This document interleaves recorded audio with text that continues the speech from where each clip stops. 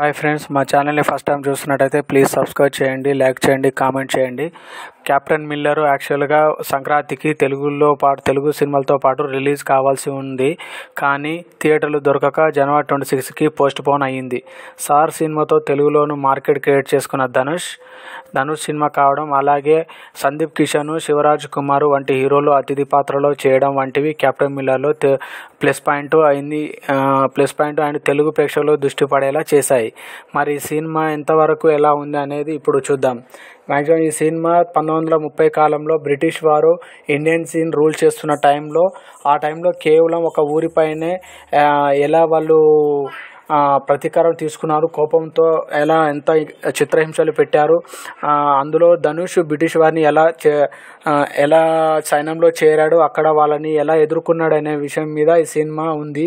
Total ఇది చూసిన దర్శకుడు, ఇంకా ఈ సినిమా విషయానికి వస్తే దర్శకుడు అరుణ్ మతీశ్వరన్, పొన్నియిన్ సెల్వన్ల మాదిరి చాలా పాత్రలతో ఈ కథని డిజైన్ చేశాడు. కానీ అంతలా కన్ఫ్యూజ్ చేసింది ఏం లేదు.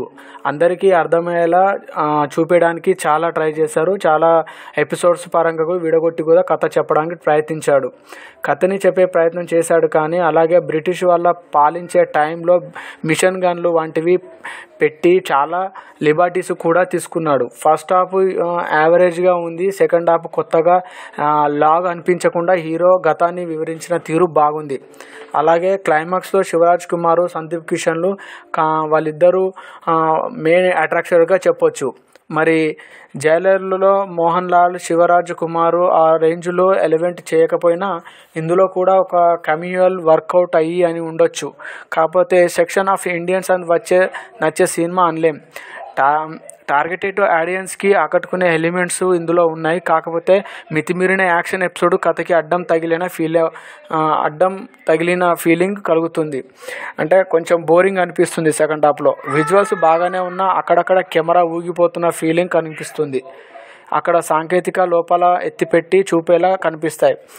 జీవి ప్రకాష్ కుమార్ బ్యాక్గ్రౌండ్ స్కోరు అక్కడక్కడ బాగుంది. ముఖ్యంగా క్లైమాక్స్లో బాగుంది అనిపిస్తుంది. కానీ పాటలు అయితే ఏమాత్రం చెవికి ఎక్కేలా ఉండవు, అంటే మనసుకు హత్తుకునే విధంగా ఉండవు. నిర్మాత గట్టిగానే ఖర్చు పెట్టాడు, కానీ అంత రాకపోవచ్చు అనిపిస్తోంది. నటీనటులు విషయానికి వస్తే ధనుష్ మరోసారి తన విశ్వరూపం చూపించాడు.